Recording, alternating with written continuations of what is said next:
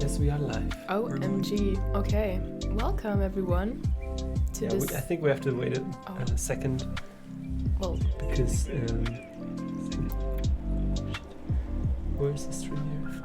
what are we waiting for exactly? Just so a few people can. Okay. For the joinage. Wait, do we not have a camera of Axel actually? No, Axel does not have a camera, but that's alright. Oh, that's okay.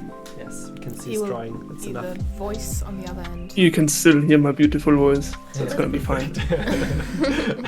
Do you, I feel like, Axel, you talk like a very good friend of ours. Like the way you pronounce everything. Like Bilek. Like Bilek? Oh, Yeah. Yeah, true. Yeah, I was... we were talking before the stream, and I was already feeling a bit comfortable because the voice. I think it's probably the voice. Then. The voice as well, yeah. Sounds really familiar. So it feels like we already know each other, even though we don't. Hey. Hey. I think we're gonna get to know each other a little bit here during the stream, anyways. Yeah, for sure. Yeah, for sure. 1.5 hours Of awesomeness and fun and no ice breaking at all. We were talking actually because we had a stream with Chris Kintner the other week, and we were just about to like introduce him and say something like, oh yeah, he's an illustrator working at blah blah blah. Was it beeping? No. And then Kevin was just like, oh yeah, Chris, why didn't you just tell us everything about your life? And he was just like a deer caught in the headlight, like this, his eyes just like, oh no, how did this happen? So it was like the anti-icebreaker. Yeah, I can be very awkward, I think. That's okay. That's alright. I was We're artists, right? Yeah. It's about drawing and not talking. That's true. I was thinking about the Despicable Me dude that has like this like freezing cannon that he goes to the bank with and shows like the investors. Yeah. And like, I was like, Kevin has this freezing cannon like when talking sometimes he's just like Oh man. like, no, you don't do it on purpose obviously, but it's Or does he? oh, do you? I don't know. 25 Well, anyways, minutes, I think yeah, let's just start. We can let's start. So the plan is we have references. No. Let me do it. Okay. So hey, everyone who's already joined. We're here with Axel Sauerwald today. You can't see him, but you can hear him. Right? Yeah, you can hear him. And he's gonna draw with us. And we're gonna do some cool creature designs together. We have chosen some humanoid references and some creature references and already put them together.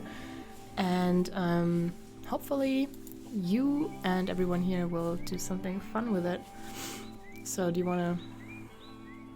Yeah, that. And also, if you want to share your artwork, you can do that on the Discord, where we'll take a look at it at the end of the stream, just like a quick run through.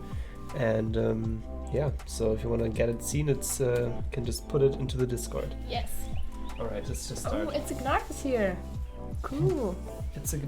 Wow, Steven. Yes. And Tomaweed. I haven't heard of Steven forever. I was actually wondering maybe what he's doing. So I think I didn't see him bouldering. So I think how this is gonna work is we're gonna draw for 25 minutes for each pose, and Kevin is gonna start, then probably Lars or I am gonna draw, and then the other one, and Axel will just join in. You can totally take breaks, as we told you before, like since you would normally just join us here and would only do one drawing, feel free to like do whatever you feel comfortable with. Yeah, I think I'll just be sketching here, and once it's quote unquote my turn, then I'll take it seriously and try to make the That sounds good. very best artwork possible. That's nice. Yeah, That's sure. nice. Mm-hmm. So I actually chose the animal references. So if anyone has like critiques, then please direct them to me. And I tried to make it like not as obvious as like sometimes I made the obvious thing, like when we have like a spindly girl and then we take a dragonfly or something. With this one, I felt like he would be a cute beaver. No? He would be a cute beaver. We need your log exactly of this size. Yeah. I think it's hard actually. I have no idea how to do this, but it's alright. Okay, that's fine. I mean, part of the fun, quote unquote, is to completely fail trying to figure out what to do. I guess. And then try to salvage in the last 5 minutes. Yeah. So, yeah, Steven said he's just lurking around. Mausebammel is here, and Taliope, hey. Oh my god, all the regulars. Yes, All the regulars. everyone's here. So yeah, Axel, thank you for joining us today. So cool. Thank you for having me. Of course. So it's a bit different than with our usual guests, I feel like, because usually we have talked and seen each other before, but this is more or less like a blind date situation on the internet. No, Exciting. but yeah, I don't know. I don't want to do the freezing canon on you, but if you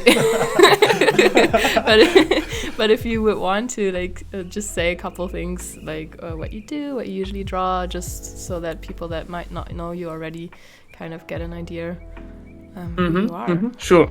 All right, freezing canning. All right, that's gonna be difficult, but I'll try it anyways. Okay. My name is Axel Sauerwald. I'm a concept artist and illustrator. At the moment, a little bit more illustrator than concept artist.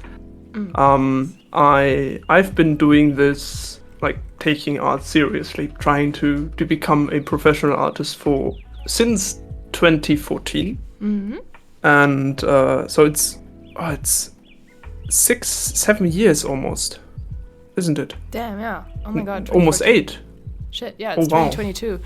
Yeah, time flies by so fast. It's crazy. I couldn't actually. Well, I wasn't really a professional artist until 2018, where I joined the concept art team at Atom Hawk in the UK. And I worked there for about 2 years. Fantastic team. The artists there are just amazing. I made some really good friends there. And then sadly I decided to leave For love. it's summer 2020. So what's interesting is that it's actually I left the exact same day 2 years later when I joined. So I was like a nice round circle that was finished the moment I basically in the same day I started there, which was kind of fun. And ever since then I've been working as a freelancer here from Germany. Nice. And worked on a ton of cool projects already, which I can't talk about, which is a shame. Yeah. But So I hope to share some cool information fairly soon. But I'm not gonna make any promises there. And I love painting fantasy, cool stuff. I think my portfolio is almost exclusively just kind of gradients of fantasy art. But yeah, I think that's kind of fun. It's definitely my comfort zone. But yeah, I think that's about it. Cool. Thank you for sharing. It's really sweet.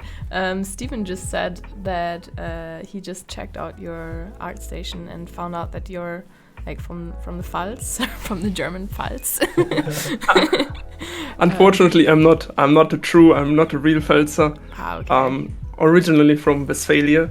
I So Rohrpott. I just moved here. Yeah. Yeah, sorry, Stephen. Our Nightbot is currently overreacting again. We don't know why.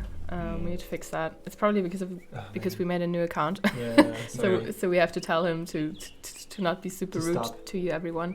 yeah. But yeah, sorry about that. But yeah, okay, cool. So what would you say is what do you like better currently, studio work or being freelance? I mean, you're freelance right now, so you probably prefer that, or is that That's wrong a assumption? difficult question.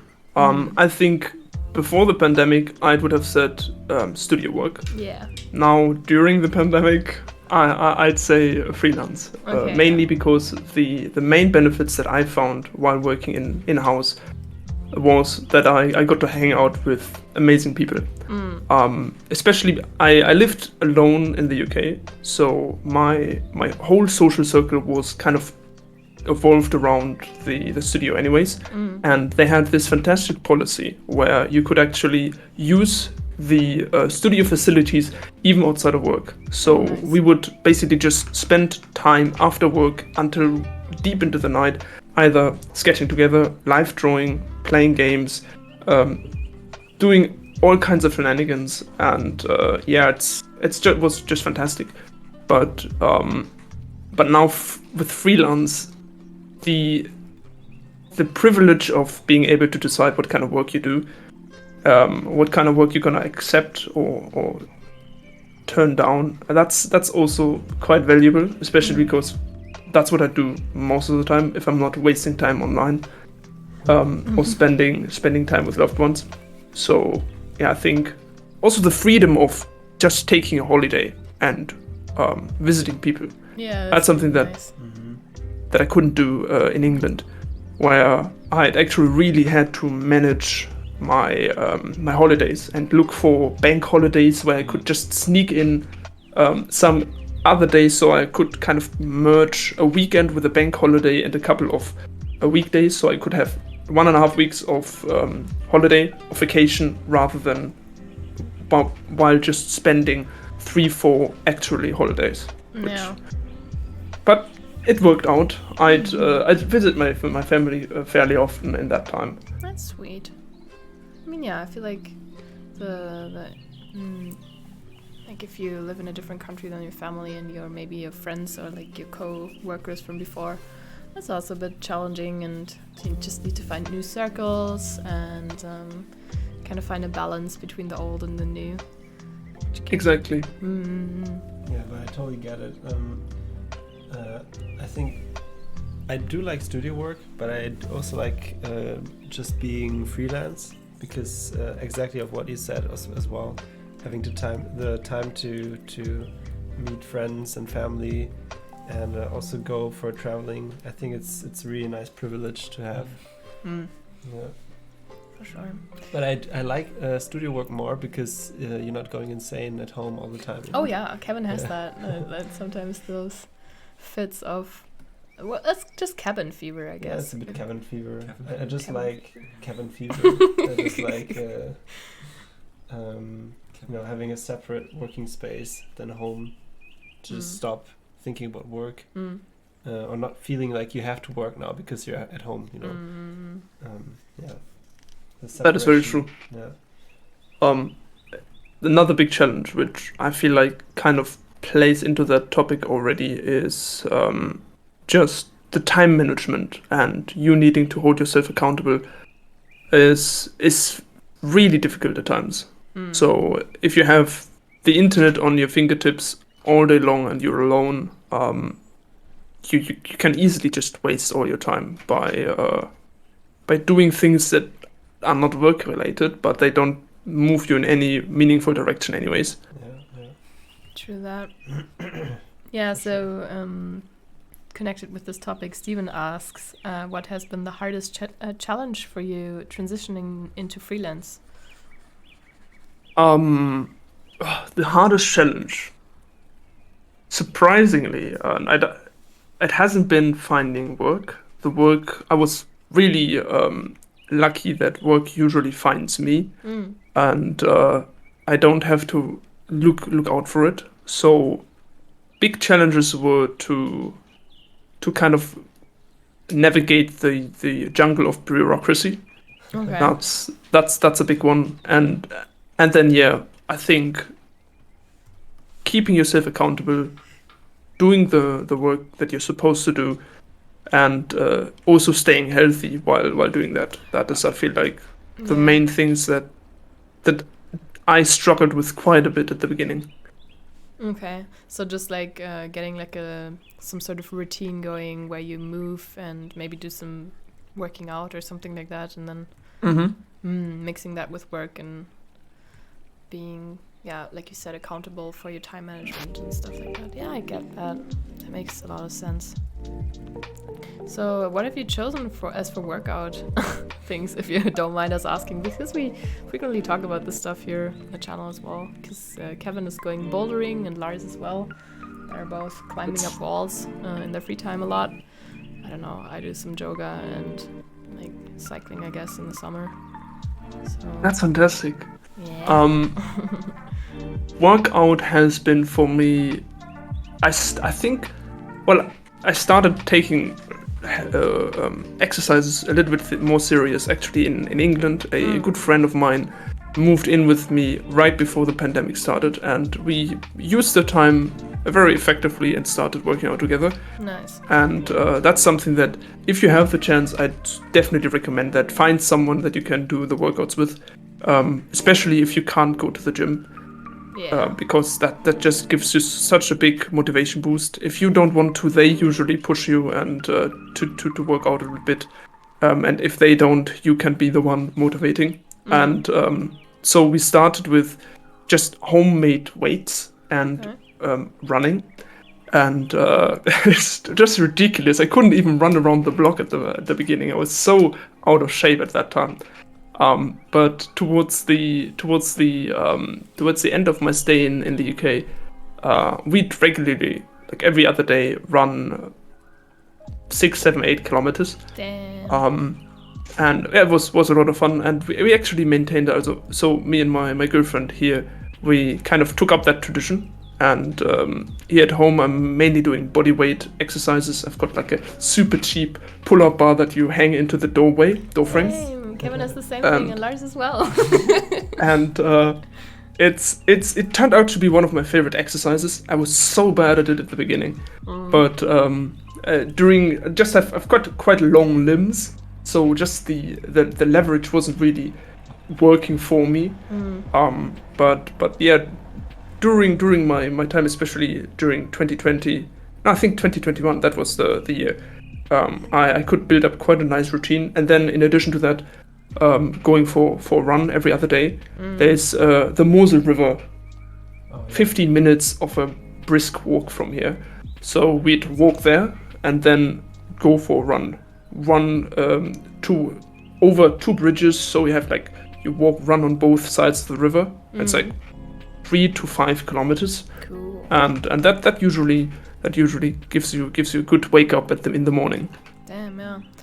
Yeah, I actually feel like I really need to do some more cardio stuff.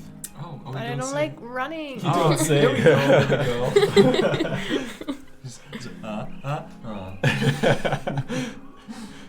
Yeah, it's been a theme with the running. We started it a couple times. Like last year, around this time, we started, Lars and I, and then we kind of lost it again. Who's we? Wait, you didn't? I literally went yesterday. Yeah. Oh, okay. Lars is still going. Are you going I would be going if I weren't sick and my foot wouldn't be broken. I'm a broken man. No. Nice. I've been going in the afternoons. Okay, interesting. It was really fun yesterday. I went past the ministry, the finance bureau thing here in Copenhagen. Yeah. Finanzamt, huh? Yeah. At the bus station, people went, go, go, go!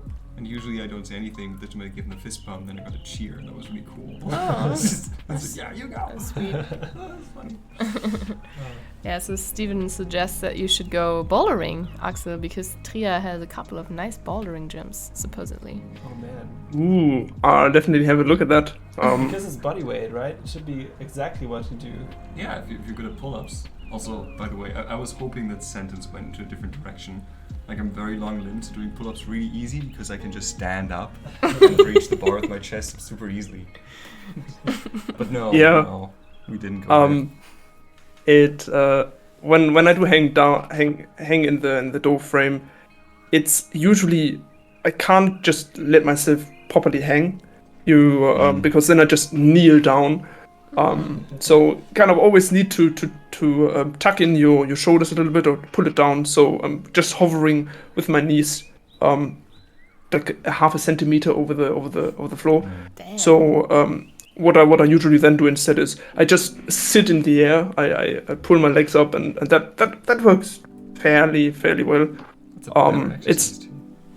Sorry. It's a better exercise, even it activates more muscles than just hanging or bending your knees. It's just it's like it's then a core workout too, and not just a back workout. Yeah. It's So Axel it's sounds like a beast, man. He's going running, he's doing pull-ups, and then also an L-sit. What the hell? L-sits are hard. Awesome. Yeah. Nice. Oh man. Oh, Just Sketch. Hello. I think we've seen you before, no? Yeah. I can't remember that name. Yeah, Just Sketch. I remember that name. But have you tried bouldering before? I have years ago, and I was not good at it. Oh. No, at that time, no, but upper body strength at all. So, well, I could do the super easy routes, but everything else was near impossible for me. It was still a lot of fun the first time doing it. Just this experience of having your forearm muscles be so exhausted Yeah, it's Yeah, crazy, yeah. right? is something to behold of, I feel. Yeah. Also, I feel like the muscle soreness, like the couple days afterwards, you went climbing for like the first time in a while. Like I went climbing last Saturday, and I usually don't go. And I had like the worst muscle soreness for Sunday, Monday, and Tuesday, I think. Well, yesterday it was okay, I feel like, but like Monday was really bad, and I was like, oh, Jesus. Nice. Yeah, Just Sketch said that she made it to this new channel. Well done. We finally kind of closed down the old one since Twitch was like, I don't know, not since Yeah, the Twitch channel, was yeah, weird, whatever. but now we're here and it's working probably. For now. Nice. So Kevin, tell us about your beaver. I don't really see the humanoid influence except for the pose. Yeah, it's just the pose. It's And the hair. It's really hard. Yeah, the hair. Yeah. I wanted to get the beard as well. Oh, okay. But it's super hard. I've never drawn beavers before. Yeah. I'm not sure what to do with it actually, so I just I mean, tried to make some cool. it looks cute. We could just go for the simple mythological approach. Just erase the bottom and just make the bottom human. Yeah. Yeah, sure. No, I wanted to make it a cool shape. I'm not sure. We'll see.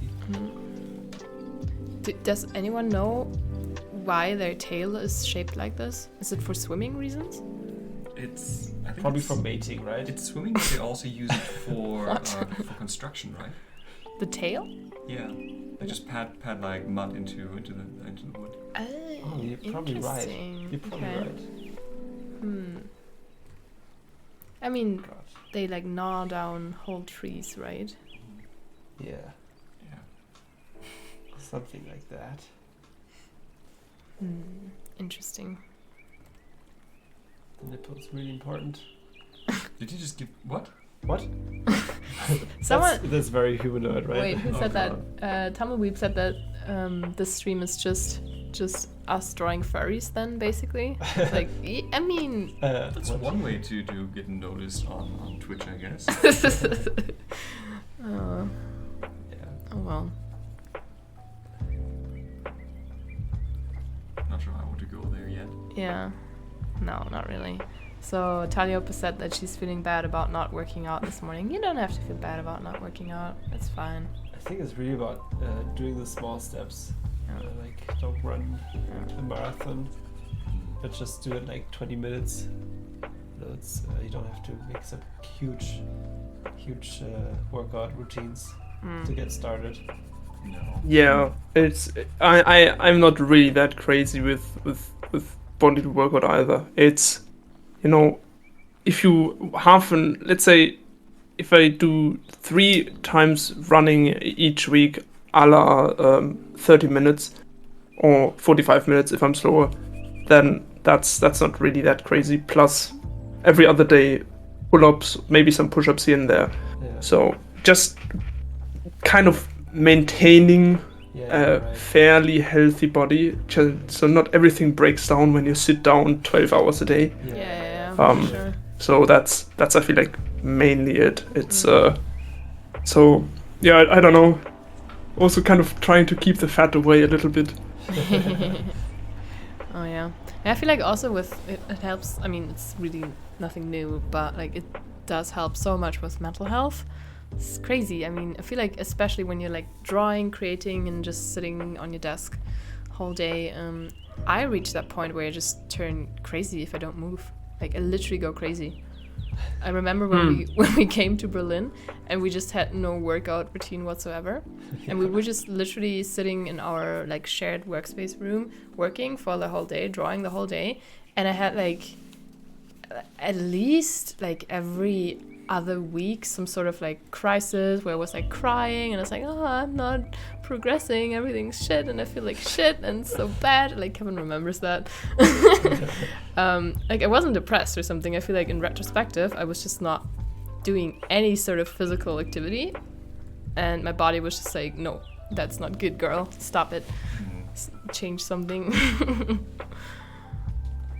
Yeah,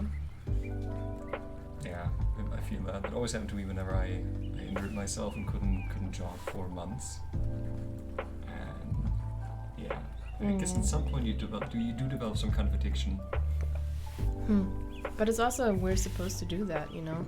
Our bodies are meant to walk like, I don't know, 20 kilometers a day or something. What did we do during the hunter-gatherer times? A lot. Sure. So we're just supposed to do stuff. Before that, we climb through trees. So I guess bouldering is like a return to monkey. It's even more. More primal. Throwing the curveball to bouldering. Yeah. Here we are again. Before that, we're single-celled organisms in water. Yeah, so swimming. Swimming is actually the real. Actually, no. Floating through space is the original sport, I guess. Just do like the Stardust. Oh man. Oh, I love it. Yeah. That seems like a new fad we could start. There's already like primal workouts, which is combined with like primal eating plans where people just eat raw meat, which is very scientific. But maybe you can go one step beyond that. You just advertise the Big Bang workout and meal plan routine. So what do you eat? Everything, because everything is Stardust. Okay. That's you eat everything? Yeah. Yeah. The goal to eventually float in space. That's Okay. it. It sounds like the pineapple diet where you eat everything except for pineapple. Oh wow. I'm so not on that. I'm so on the pineapple diet. I usually don't eat pineapple. I eat it every day. Really? Yeah. You're weird. It's in my cereal. What's that? Okay, I have a question for Axel. What is your favorite brush? Because I think We have one to sell you. What? No? no, but because when I see your paintings, I see the round brush, and I think you really like using the round brush, because it's in all of your paintings, right? The round brush and maybe some other special brush, or Favorite brush, round brush, definitely up there. Round brush is one of the, if not the best brush out there. Yeah. It is so simple, striking, beautiful. It is the ultimate tool for the painter. But I do also like the chalk brush. It creates these wonderful, like, ambiguous textures that can mean literally anything. Yeah. So that's really cool. I've got this kind of semi-textured round brush that isn't really textured, but I kind of like it. And then fairly recently, I've started using this brush, which is basically another chalk brush, but it's kind of different. Don't know what exactly it is. And I do like to paint with this one quite a lot, and even to draw with it. It's a nice little draw brush as well. Okay. But yeah, round brush all the way. Yes. Plus the soft airbrush. That one is also very important. Yeah. Could also be soft airbrush with texture. That's like an alternative to it, with maybe a little bit of small dots here and there. But I think that's about it. Don't really have many more different brushes that I regularly use, really. Okay. I mean, I think TikTok or TikTok in chat, something like that says round brush represent. It's the best brush. It's glad to see Thomas here. TCK is Nice, Tick is our dear Thomas. Nice. Yeah, sorry about like we said before, the Nightbot is just a bit wild right now. So if Can we change it now? I mean, we could, but it would take time for maintenance. Shit. You have to click through the settings. Oh man. I think it's it. That's it. The beaver Yes, the is beaver done. is I love The him. next time has already started. Yeah. That's shit. No, I've already paused it. So what's No, the you story haven't. here, Kevin? He's holding a log. The timer's still going. Oh yeah, true. He's holding a log and telling his other beaver friends how long the log should be. How long the log should be. Yeah. Yes. Or no, how it should look like. Mm. It's like perfect shaped log with Nice. the round thing in the middle. Mm. And He looks like a salesman. He's like, listen, Yeah, you he- need this log in your life. Or he's trying to dodge Instagram censors by trying to cover up his nipple with the log. But it's not working because we like just moved him around. Yeah, it depends on where Instagram is. Yeah. Yeah. I think Instagram is more to his left, or to his right actually, our left. yeah, we could make a challenge where we try to fit in nipples in each painting.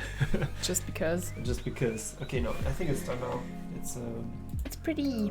And It's alright. Thomas, supposedly, or Tok Tok, also says that the beavers are so adorable and that they're perfect 2x4. So next one. Do you want or should I go? I don't know. I don't mind. You get? I'm very tempted to just go with the dragonflies and just draw a fairy. Not a fairy, but a theory. And try to But you have to check out the other references. I will check on the other references. Maybe there's something that's. Because I made 10 references, so we have plenty, Yes. and we do need to appreciate them. Why do you make 10 when we can draw only 2? We can draw 4, no? 3 or 4. Oh, scorpion. Scorpion lady, Oh man. goat man. There's a strange drawing where you just draw the goat here. Yeah, right? I mean, you can just... That's the whole drawing. This is the man who wields a fish as a sword. Indeed. Yeah.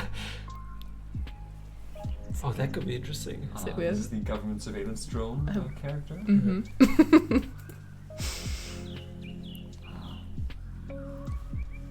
The iguana.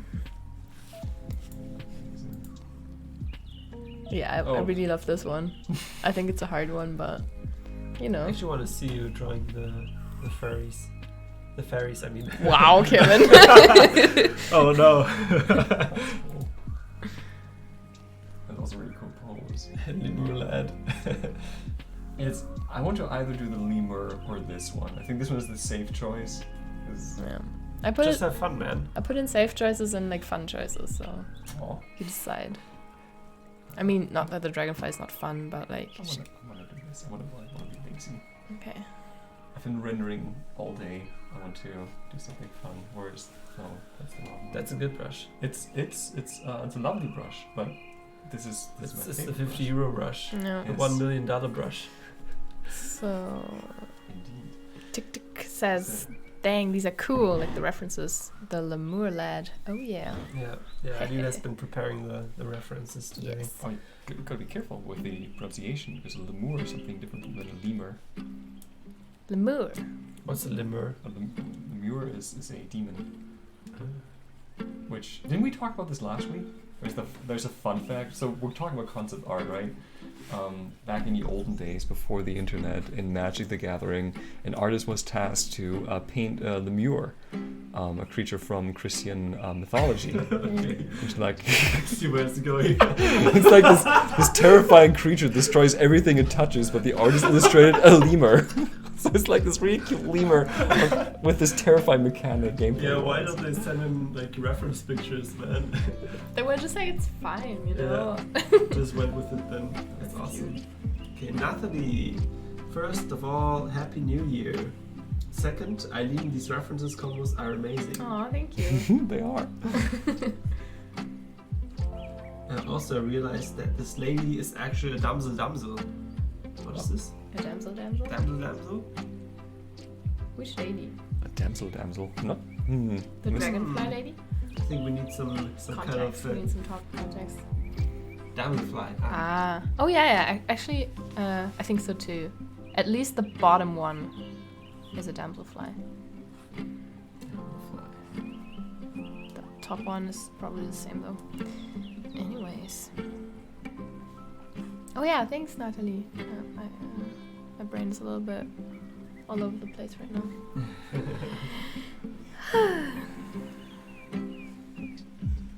Nice. I need to show you this card, by the way. Actually, you can. No, we can't post it in chat because. No, but you could look it up so you can see what the things Yeah, are. I think you already showed me it I once. don't think I did, but maybe. I have a picture in my mind.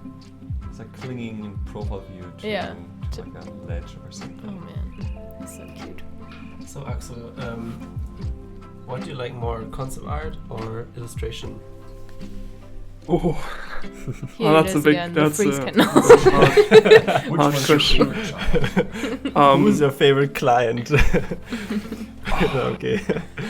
I think I've done quite a lot of illustration recently, so I'd actually be more interested in doing concept art again. So that's at least my in the moment preference. But yeah, illustration or general like creating scenes, paintings with like more going on, proper environment, multiple characters, everything nicely integrated, nice natural light. That's what I like to do. But it's I kind of just dancing around the question. So I'd say at the moment, concept art. Concept art, so more the design part of it, less the illustrative part.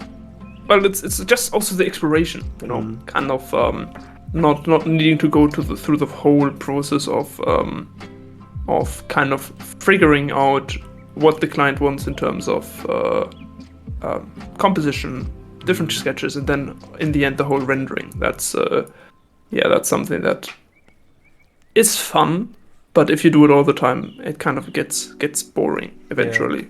Yeah, for sure. I think it's the same for me as well. Just having the opportunity. That's why I like freelance more as well, because you can always have the mixture of concept art and doing more maybe 3D and more thought process and design sketches and early phase sketching. And also sometimes that's not what you want to do anymore. And then having the opportunity to just do some illustration and really dive into brush strokes and how to paint something. So for me it's also a mixture, and I think I find myself sometimes liking the one more than the other, but yeah, in general I would say I'm also more illustrative than concept art. But you do have these strong phases where you're just like, I want to design everything. I want to do interior design and architecture design and like just want to get all the ideas out. Yeah, true. And you're like, I can't render anymore. I don't want to render. Stop it. Don't make me render. Yeah, I think it's I'm a confused artist. Okay. Yeah. Oh man. Do you also work with 3D or just purely 2D? Almost purely 2D. 3D, I play around with Blender now and then, and sometimes it saves my ass when there's like something in the background that has heavy architecture, or I just can't figure it out with the normal like approach of drawing and constructing. So yeah, then it is quite helpful. It's a great tool. But it's a very powerful tool as well. Yeah, so I do feel bad that I haven't spent more time kind of playing around with it and learning it, because it opens up so much more about just how you can express yourself artistically. It's like all of a sudden you have one tool that not only theoretically you can do 2D art with, but you can also do 3D, you can do animation, you can do rigging, you can do games, everything basically, and that is really powerful. Yeah, but also maybe it's too much, right? Having so many opportunities. For me at least, I feel like I'm freezing. Like I don't know what to do, and I want to learn. I want to learn animation. I want to learn how to shade, how to make procedural textures and landscapes and whatever, and script, and it's just too much. And I think you need a lifetime to really understand one tool, and for me it's drawing or painting. And if you spread out and do everything, I don't know if maybe it's at least for me, I think maybe it's the wrong path, or it's not the right one. I don't know. Maybe you're not committing to one thing enough to learn it properly. Yeah, I think in that point, in that situation, it really depends on where you want to put your eggs in what kind of basket. If it's like, all right, I want to master one thing, and with drawing, the fun thing is that, well, you don't have to draw in Photoshop.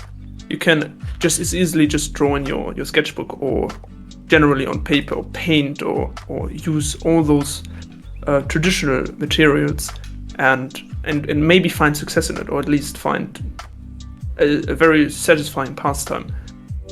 While you can also go down the route of learning tools such as Blender and kind of spreading yourself out more. But then you actually you all of a sudden have these abilities to create more than just a painting on your fingertips. Now you can cross media. You can use multiple media to express more than you can with just one image, and you can see that with artists like Worthykids on YouTube, who create incredible 2D animations with Blender, and well, it's just fantastic. So yeah, I'm kind of torn, because I do want to create kind of entertaining and fun things that go beyond just the painting and the drawing.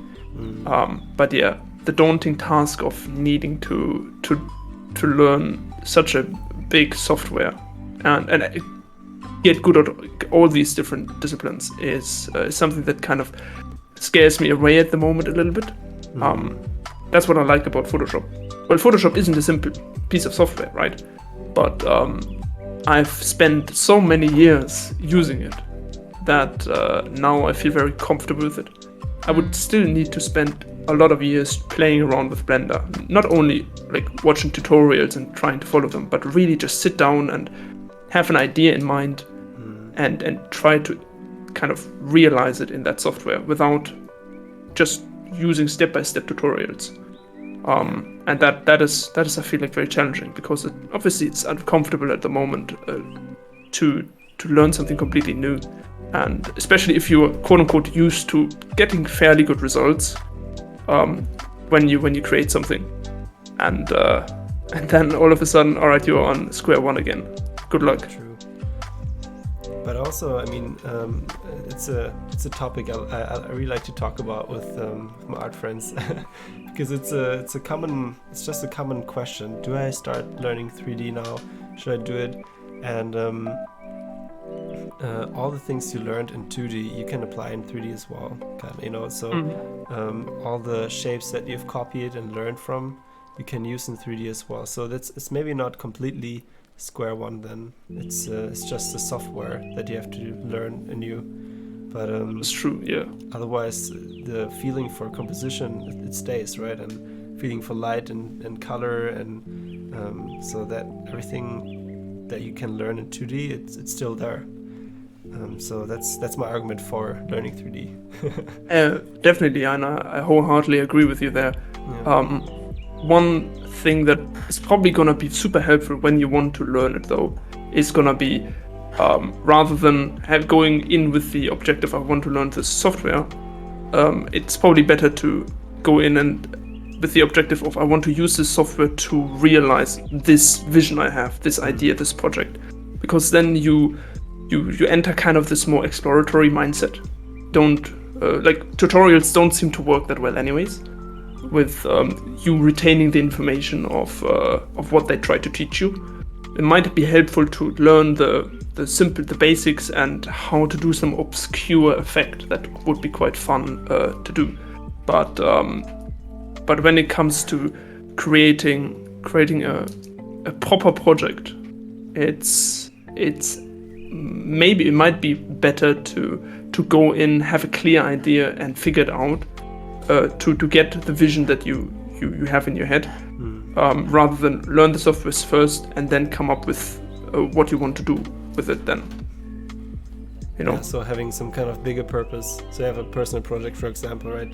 And you need a tree in the background and you have to model the tree. So you look up for tutorials who can help you with the how to use Blender to make a tree or something like that, right?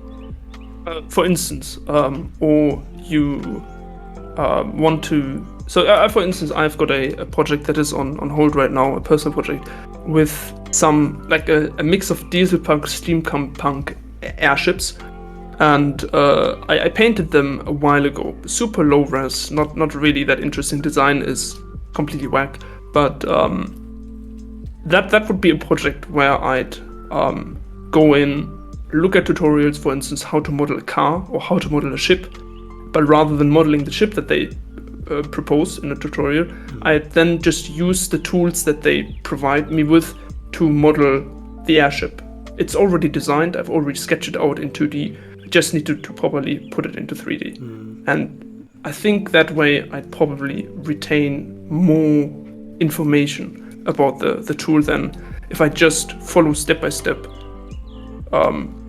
like instructions and then come up with and then expect that, all right, now I know how to create a donut.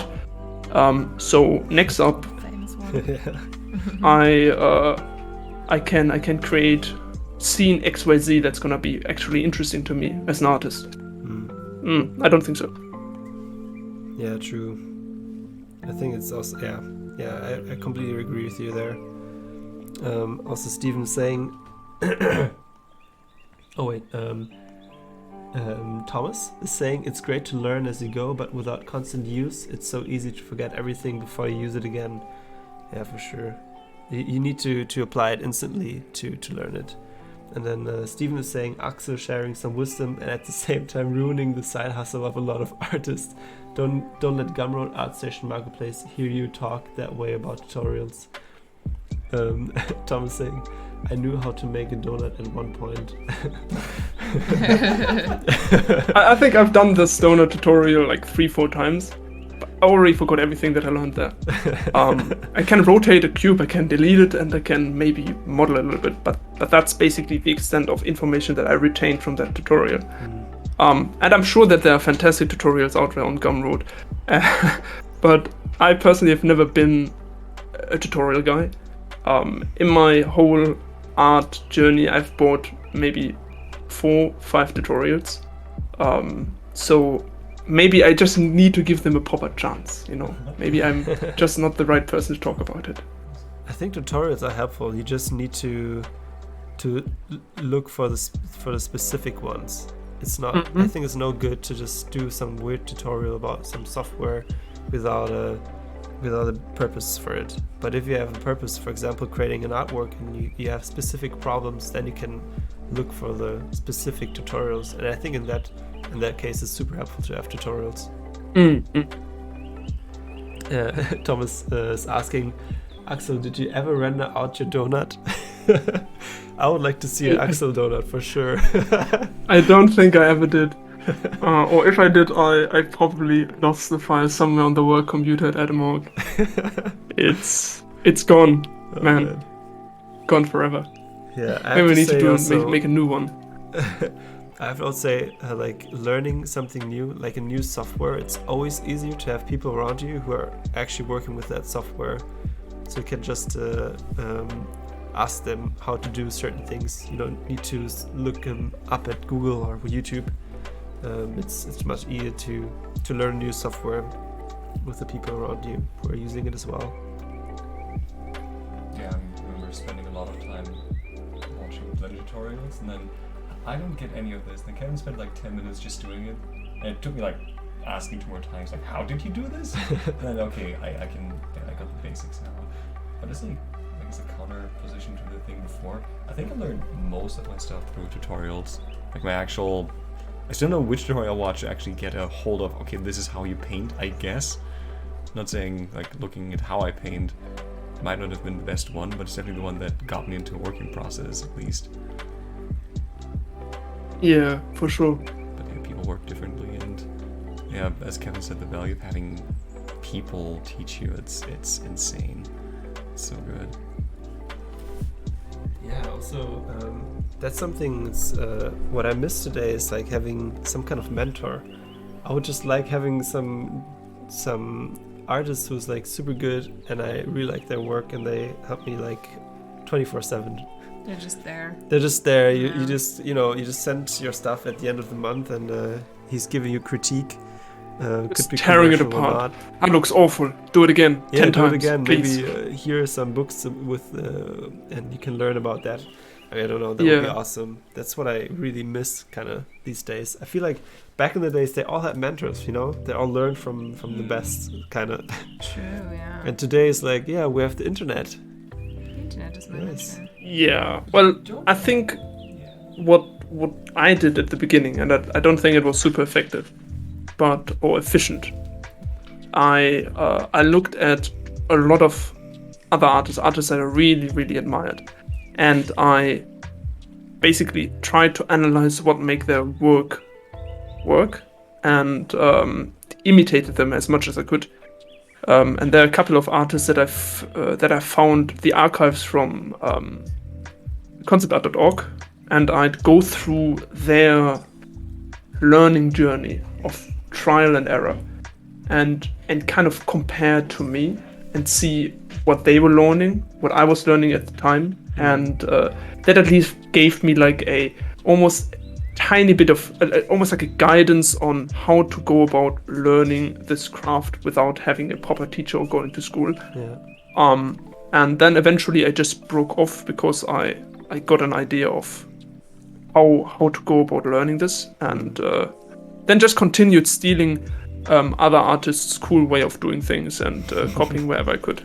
Yeah, for sure. I remember there was an old post, I think from Craig Mullins, in some kind of forum. He's giving feedback to people, and that was super helpful for me. And you could download a PDF with all his comments. It's insane that people copied everything and put it together into a PDF. And I think there was also an old post on conceptart.org from Jamie Jones, where you can see his studies and what he studied, and you can see that he like took out one aspect of a master. So he like maybe the composition or the way he worked with shapes and tried to analyze it and put it together into a new painting, which was like super eye-opening to me to see that he's not only copying it, but he's also trying to use information to create something new. So that way you applied instantly what you learned and see if it worked out. Another cool way of doing pretty much that is, you do a study. It could be from a master, or it could be a photo study, and then you close your reference, close the study that you made, and then basically try to remember what you painted, but maybe slightly differently. So you kind of tested yourself right after the study, and that just made my head smoke all the time. But it helped kind of really focus when doing the study in the first place, because I had to remember, so I couldn't just look at it, copy it, and daydream while doing it. But instead, I had to sit down and properly pay attention. So that was what I did sometimes. Yeah. Okay, wait, some questions.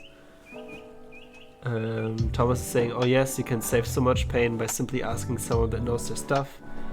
Jess Sketch says, looks great. Thomas saying, alas, I must go and consume dinner. These Enjoy the food, Thomas. Look fantastic. Have a lovely evening.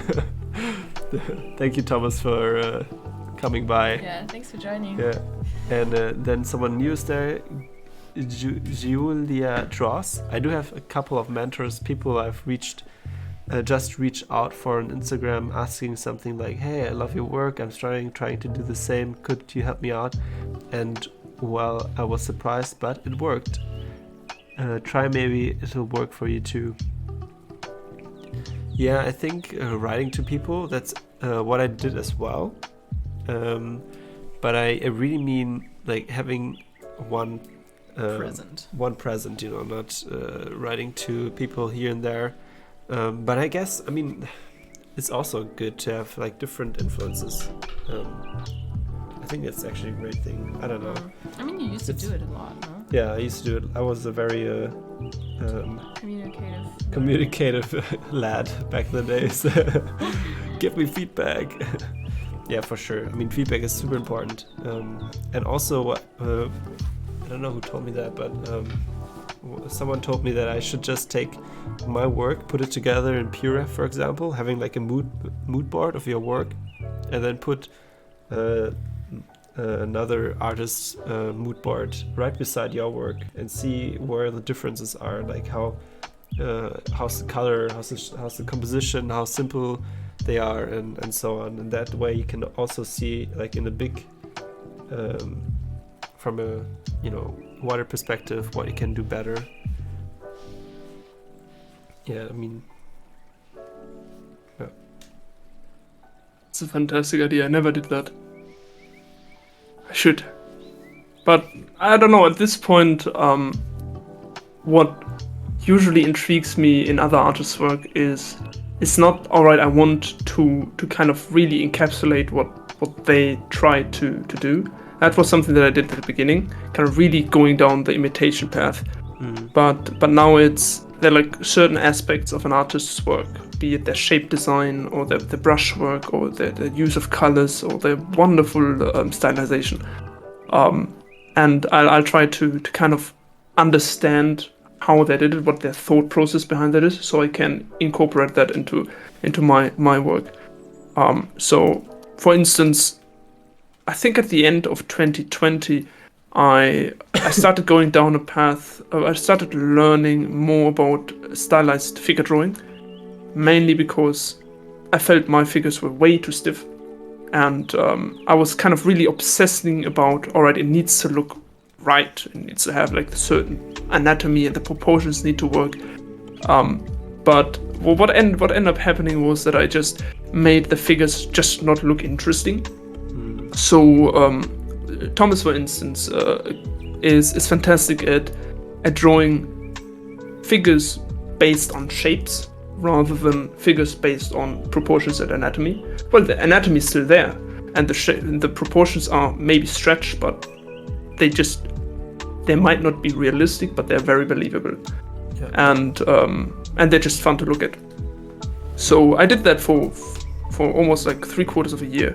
And that really helped me to loosen up and have fun drawing, and it opened up so many more like references and resources of mangaka, for instance, or animators that create incredible work that I've maybe overlooked before.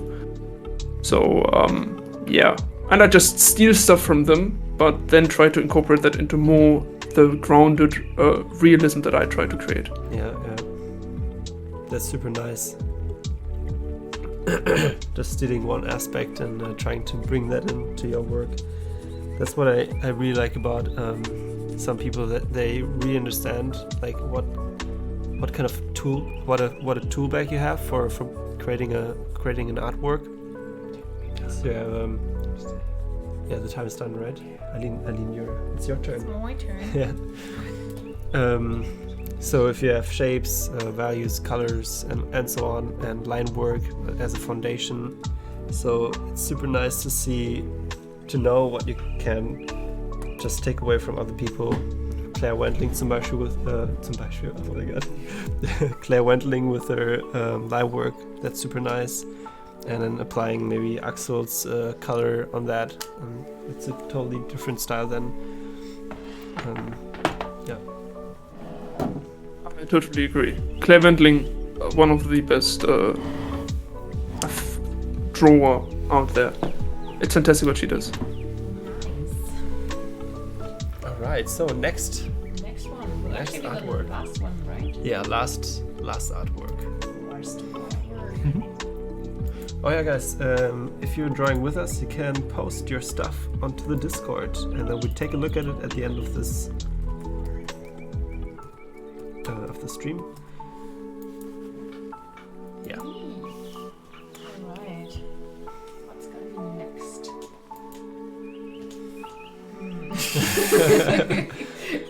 Well. I mean... Oh wow. So, in terms of creature design, Magic the Gathering has been doing hydras for a long time. At some point, there's only so many many-headed snake creatures you can make, so they started just doing like different animals. With different animals, but with more heads. With a lot of heads. Basically, there's a That's hydra good. that has cat heads. I think I've seen it, right? Yeah, I think I showed you that one. It's such a cool design. And then one of the more recent ones is like a chimera hydra. There's like all kinds of different animal heads. Yeah. Nice. You can like mechanically justify it. It's really funny. I was just thinking maybe it's time for a seal hydra. Yeah. Oh my god. That's uncanny. Ow, ow, ow, ow. Yeah. I think I'm just gonna go for this one. Nice. I mean, with a smile like that, how can you say no? Yeah, right. This was the first reference where I had only one picture in the beginning, like only the full body seal. But then I was like, nah, we also need a second reference picture for this one. So. Okay, where's the... €50 brush? That's the one. It's the first Yes. one, yeah. Oh, it's just not black. That's why it didn't work. No, I was just doing the underpainting. Well, underpainting the cutout shape. Do you listen to music when you work, Axel?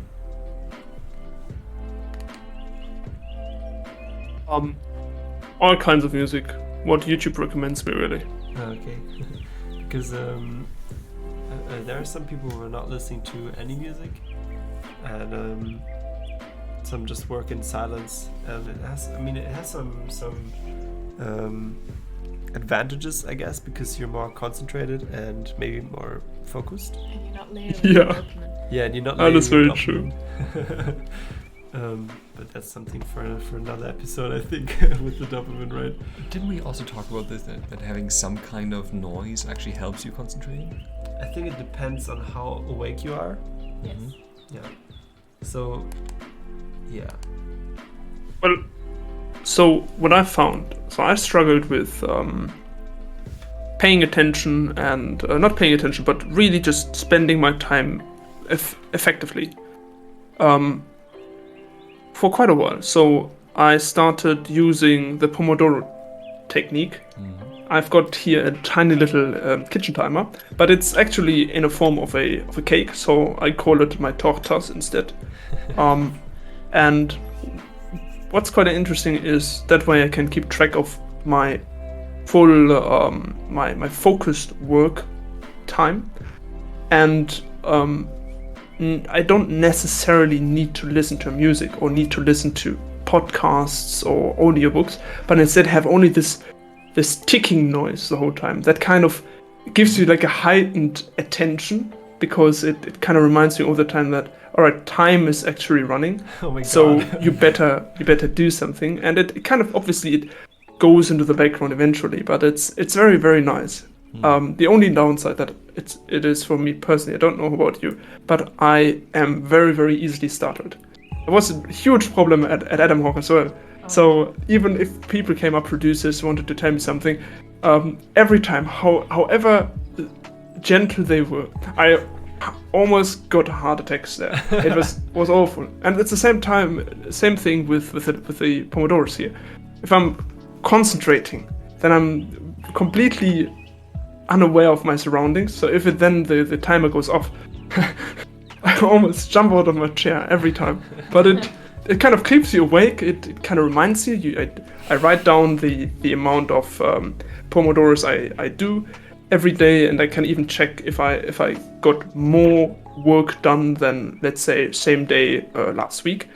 And it's kind of nice, but also it feels like, all right, now I'm really seriously working. I need to get things done, so I use the timer.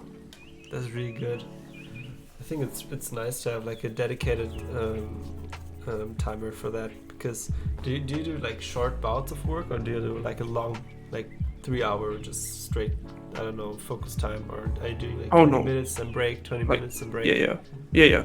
25 minutes, 5 minutes break, and that for like that's the traditional technique, and that 4 times I think, and then I take a longer break, and then again like sets of 4 always. That works fairly well. That's awesome. Yeah, I mean, I used to do that, but I don't know. It reminds me of how we were working back in the days. I mean, like super focused, and now I'm inspired to do it again. It's super nice. So for the transcript, I guess we write down that you tell your breaks by having almost a heart attack, I guess.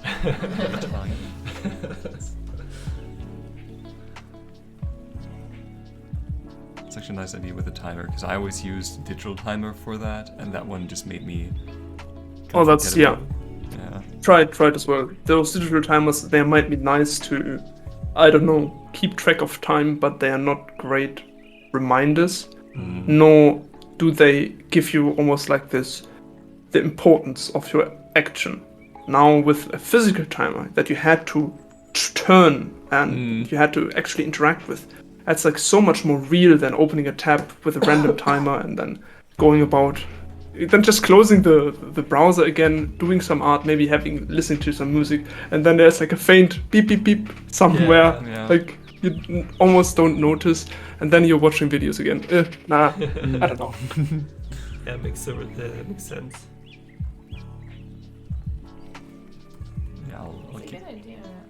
Let's get some kitchen timers. Can we get themed Some ones? kitchen timers. Yeah, like just a each bunch. like we have 3 different working rooms. So we need to get 3 here. That'll be awesome. Or, and hear me out on this, one powerful enough that can be heard through the whole house, because Kevin and I live together, but Lars lives like directly underneath us, so his working room is like directly under this one actually. So if we just put like a really big one in here, maybe. Yeah, once we need a thumper from Dune. Jesus. That'd be awesome. Also funny. Okay, guys, super nice. I'm gonna wind up the Pomodoro timer again. gonna run to the church, up the tower. Oh man, that's really cool. This level of power I'm speaking of. Oh man. That would actually be okay. In a kind of a strange society, instead of having like church bells telling you when service is, you would have like a giant Pomodoro timer that helps people with their productivity like everywhere. That would be crazy. But also assume that everybody has the same work times and takes a break at the same time, which might have a lot of problems. But in this idealized fantasy world, idealized utopian fantasy world. Sounds very dystopian. Now is work time. 25 minutes. Yep. Yeah. I mean, they did not like that, but I know that in Japan they had this thing. I don't know if they still do it, but on the radio in the morning they had like this like mini workout routine that people could follow, and they also encouraged, like a lot of companies encourage their workers to do that workout. So it was just like basically standing up, like doing some jumping jacks, maybe like I don't know, just some like general movement, stuff like that, and just like whole Japan just like did that in the mornings. Crazy. So I don't know, maybe something like that. Yeah, I'd be up for it. I mean, it's nice, but also a bit creepy that your life is just in the office. Then you're doing workout in the office. Yeah. And, I think where I read about this was in Norwegian Wood by Murakami. Okay. Because the protagonist says that his like roommate does that every morning, and he like wakes up from his roommate doing that.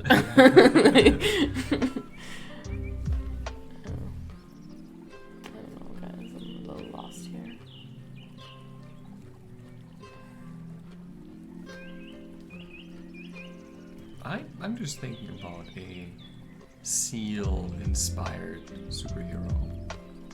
Seal. Yeah, because there's a lot of... Well, there's probably like half a dozen puns that you can do with this, and then it gets old. I feel think I just have to be a bit more extreme about it, because what I really wanted was her to have like very like this like thick, muscly shoulders. Again, you could have gone for the mythological approach and maybe do a reverse mermaid, just seal upper body, human lower body. Yeah. But no. Too radical. Too radical. No, that's not too radical. Just Maidmer. a maidmer.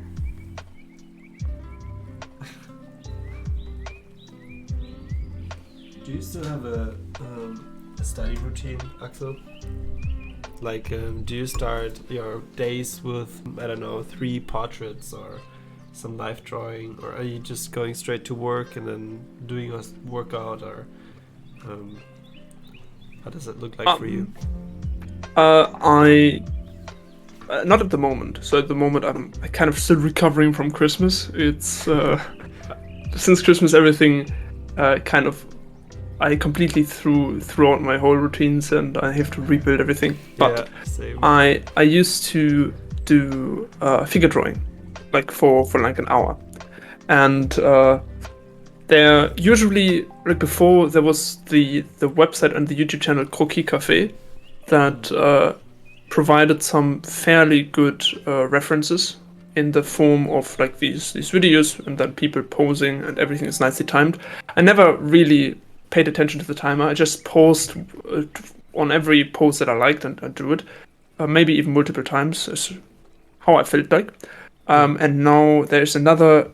They left YouTube, I think, and now their content is behind a paywall. So instead, I'm using I'm using either reference packs from Grafit Studio. They do some fantastic work there, or there is a guest drawing party YouTube channel. I think it's a Japanese YouTube channel that also has some fantastic timed poses. I do these for like an hour and then start working. Yeah. They are fantastic for just keeping the muscle memory and getting warmed up, but they're also great ways to procrastinate, because I can feel like I'm doing something meaningful while actually not doing anything. I mean, you learn, right? You always learn when you do your drawing. That is true. But it's not the focused learning of, I'm actually looking at this properly and I know more than I did before. It's more the subconscious. I kind of learn how to draw them, and intuitively next time my figures are gonna be better. So yeah, I eventually kind of toned it down a little bit, because I noticed that rather than doing personal work or actually doing work, I'd just be sitting there and doing those figures, and didn't really push me into the direction that I wanted to go. But yeah, it's super fun, super helpful as well.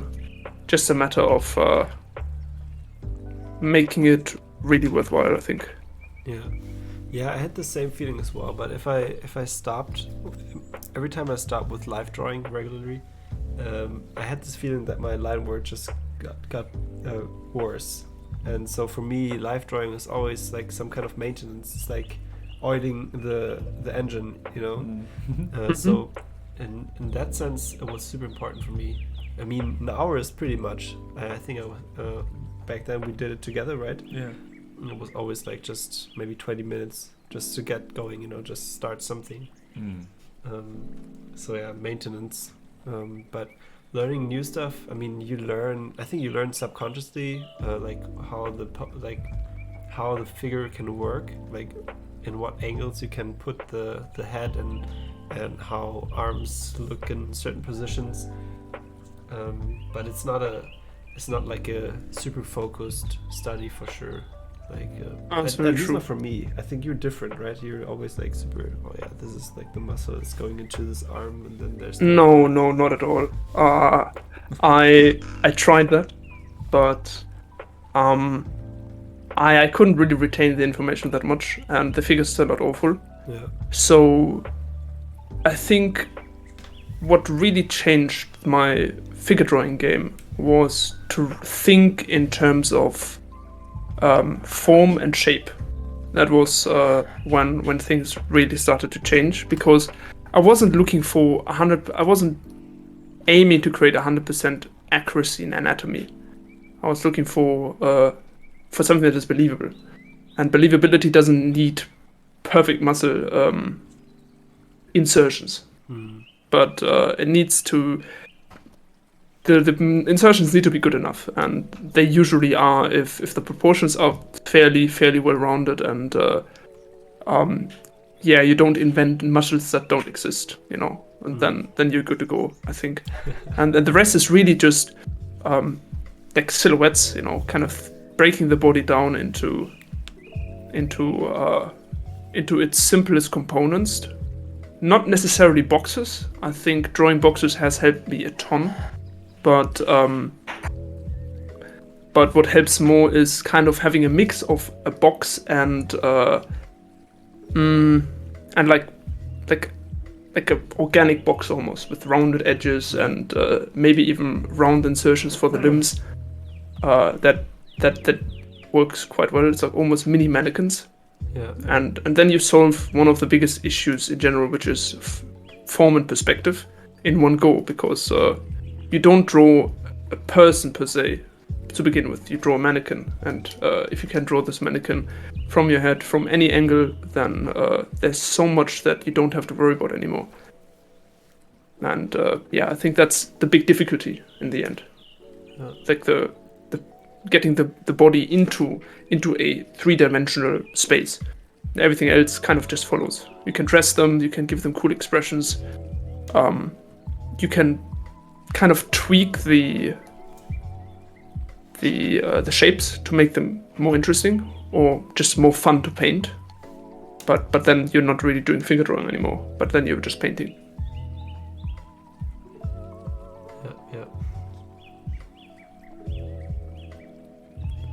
Yeah, actually, I don't know. For me, I mean, this is what you taught me with, and Lars taught me with anatomies.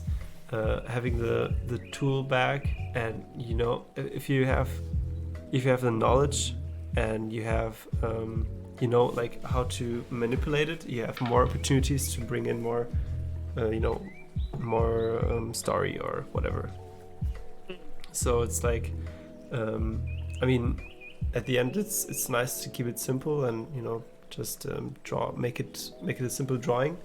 But I think it's if you can manipulate your knowledge and use the knowledge of anatomy, for example, then you have more opportunities at the end. But also for me, it's too much for me to know. Like every muscle is like, it's nice to know where the tubes are and how they interconnect, kind of. Definitely. I mean, I think that's an important disclaimer. Like everybody who's trying to learn anatomy, like my obsession with it came from the wrong assumption that you needed to know this to actually illustrate, which is not true. So I hyper focus, and that's why the two of you are way better illustrators than I am. But it's welcome to Drink and Draw. So yeah, I think one thing that helped me. So I can't tell you what any muscle is. Maybe deltoids and the pecs, and that's about it. Your biceps and triceps. These are the ones that I can name you. But like copying Bridgman, Loomis, and Michael Hampton is another good one. Their books, their anatomy and figure drawing books, multiple times. I think that also really helped because, well, I got to learn the shapes, and then in combination with just gesture drawing exercises and figure drawing exercises, like these landmarks are very familiar. But then it's just a question of, alright, how do you translate these landmarks into a dynamic and interesting illustration? And then I feel like it comes in, you gotta simplify and you gotta think about shapes. Yeah, the landmarks, and also it's nice like how Hampton, for example, breaks down the different joints, for example, how they interconnect. That was like an eye-opener for me. Michael Hampton is really nice. It's really cool, and also seeing like where he come from, like from Bridgman, right? He's like heavily influenced by Bridgman. I'd say so. I'm not sure if it's in the book if he ever talks about this. Yeah. But yeah, he definitely feels like he's in the same school. Feels very Bridgman-y and somewhat Loomis-y. Mixture of both. I mean, Loomis also talked a lot about perspective and drawing. I feel like that's where Hemden gets most of his ideas. Yeah. Eileen, tell us something about your seal. It looks nice. I really like the colors. Honestly, I'm just messing around right now. I don't know. I wanted to make him a little bit more like hiking-y, I guess. Yeah, it has an old school vibe. Yeah. So Because of the colors, especially. I'm gonna go over the line work again, I think. I have to give him a face color. Yeah, I tried to use like some of the colors from here, just like rough inspo, I guess. Axel, do you start with lines or with shapes? Depends on my mood, I guess. I like both. Lines is I nowadays tend more to start in lines. It solves more problems at once, or at least the problems that I usually struggle with. And then shapes kind of come later. But yeah, I still like to sometimes just do very small value studies of what I envision a piece might look like in the end, and then just redraw it and paint directly in color. But yeah, how about you? Well, what is your favorite approach to creating your paintings? And that's also tough because I think I've been mainly struggling with not knowing how to start a painting for a long period of my artistic career. Like, okay, with lines or with shapes? Because I know exactly that people were telling me that my pictures were blobby. And they lack this kind of crispness that you get from having a line work at first. So yeah, I was always like a raw brush guy as well. And so yeah, I think I'm more familiar with using blobs first, and then refining that with lasso, and then going over with line to refine the perspective and everything. It's kind of a weird process. No, I think it's very reasonable. Not unlike what I would do most of the time as well. Yeah, but yeah, it's I think it's exactly what I meant. Is there's no right process, so that's why what I learned. I see so many different artists doing different ways of drawing a picture to achieve different products, and they're all nice. So there's no right or wrong with the process. And I always thought like, okay, I have to really change my whole process and just start with line because that's the only way. And then I see someone else just starting with blobs, he's starting with blobs and he's like refining it to a level where it's like super nice. It's not blobby anymore. Yeah.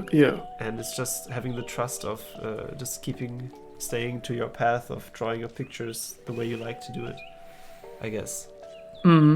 And speaking of which, I've been super impressed by your Egyptian architecture paintings. How did you go about creating those? Yeah, it's mostly 3D actually. It's, mostly 3D. Yeah, it's 3D, and then I have a vision in mind, like how it should look like, and then I create a super simple 3D scene with some textures, and I see how I want to set the camera and put on exposure and all of that, Yeah. And then I have the I have the rendering on just one sample, because then you can add a lot more with it to it with paint. Because if I had a crisp rendering, I wouldn't touch anything anymore. So having it super on one sample with denoise, that's like a very blurry picture, but you have like mostly the architecture done. You can use better rendering as reference, and so that's mainly how I created the pictures. Also the new one with the Greek picture, that's like also 3D and then painted over it, like a lot more than the Egyptian stuff. Yeah, man, because I was really intrigued. I definitely trusted you could do it by hand. So I was really curious, alright, is it a really is it a 3D base, lots of photos, is it just painting? Because alright, I think there is a magic artist, Chase Stone, who's one of my all-time favorite artists. And some of his earlier work, he did a tutorial on 3D Total, where he showed the process of his work. And it was completely painted from scratch with like a chalk brush. And that blew me away. And after that, I didn't just go to the conclusion, alright, this guy must have used 3D to create these incredible lighting scenes, lighting scenarios, let's say. But they must be able to, there is a possibility that they might have painted it. And that kind of threw me some off that since that day, every time I look at something that I'm really impressed by, and I can't make out, alright, these are the signs and the marks of someone using 3D. It's like, alright, they might have painted it, and then I want to know how they did it, because it's crazy. With Chase Stone, it's always like a huge mystery for me, like how he's doing his paintings, because I think I've seen there's one, I've been looking everywhere for tutorials how he's doing his paintings, but he's not sharing anything. Wow. That motherfucker. But yeah, and I think I found this one tutorial where he's like painting like soldiers in the foreground. Yeah, it's crazy. That's the one. It looks so like, it looks like photo and 3D, and it's all painted. Yeah. But I think nowadays he's using 3D because he wrote this in his Instagram. It's like, he's using 3D. But which is super reasonable, especially if you consider how much work he's probably doing. Yeah, and at that level as well. Yeah. So alright, that's another reason why I should definitely consider playing around with 3D more. Even though it's like the drawing and painting process is so much fun. Yeah. I don't want to part with it. I kind of want to still keep it as like a core part of my process. Yeah. So I can actually really enjoy what I'm doing every day, hopefully, rather than, alright, I've got my pipeline, I can create the image, and it's maybe not as challenging or not as fun anymore. Who knows? Yeah, I think also just having in mind how you want to use 3D for yourself. For me, it was the visualization of architecture, and I wanted to play around with architecture and imagine how it would be like in that building and how the environment is, and using my painting for this end result, because I really like paintings, so they're both. I can marry both things, the design part and the painting part. So, designing 3D and then painting over it, and using all the references for nice textures and how stone cracks open and how, vegetation grows out of the cracks and all that. That's really cool. Awesome, thank you. So I think the time is done now. We will go over to Discord after I've done something. What are you doing? What is he doing? What has happened? He's just blowing his nose. Nice, that was so insightful. Thank you for sharing all this with us. Yeah, thank you. I really did. So much fun talking with you. But it was great listening. Really enjoyed it. Well, the banana-shaped seal guy is done. Alright, Discord. Let's take a look at it, Eileen. Oh yeah. Or should I go to the front? Oh yeah. Can you give the guys some minutes? Oh yeah. Oh, there's been a lot of submissions already. Oh Huh? really? Yes. That's why my phone kept crying. Alright, Have a look take at this. look. Oh, Mousy Bummel. Okay, I have to share it first, right? Yes, share it with everyone. Discord. Bam. Nice. This? Yeah, Yeah. that looks perfect. Oh, this can. That's good. Yeah, is it moving still? It's fine. It's not moving, right? Oh, the cam froze. Yeah, it's true. Cam froze. The camera froze. Now it should go. Wait. Yes, it works. Works again? I think it's frozen again. No, it works. I just put down the mic. It froze again. You know why? I can't open it. Wait. I can't open OBS. Okay, I have to do it like this. And then go back to Discord. Now it's not frozen. Mousy Bomber is in the house. That's awesome. Nice. Man, it's a cool painting. Yeah, that's a humanoid beaver I was looking for. Yep. I wasn't ready for this. Mousy Bomber was so nice. Nice. It's way too sexy. The beaver was hot, yeah. This one looks like someone you would see at a Berlin rave. Yeah, that's true. That's a Berlin rave outfit. Like there, also for the sure. forearms, like totally. The forearms. It's raining so hard, it looks like there's Oh, That's nice. it's kind of shape of water material. Yeah. Really cool. You oh my and god. Ha. That's Yeah. awesome. That's a beautiful beaver with the colors and all that. Yep. Nice. Yeah. Oh my god. the seal. The seal one The is seal woman is perfect. uncanny. Yep. And he looks like a DJ Yeah. for sure. He's Could like- be a space DJ. Ooh, Ben Benson. Ben Benson's in the house. That looks crazy. That's new, yeah. That looks almost traditional, the seal. Looks like a paper cutout, you know? Like a collage. You know, when you were drawing the seal, I was thinking of how the military is using seals for installing underwater gear. Yeah, and then this looks military, like lasers coming out of his arms. That is right. Damn. Yeah, looks like a creep from Minecraft. Yes, true that. Oh my god, no, the sexy beaver. The sexy The beaver. sexy beaver is back. Oh my god. There are the nipples, Kevin. And a six Oh pack. man, You what have I wanted them. done? Sealing Mickey, awesome. Oh, here we go. That's traditional stuff. This is.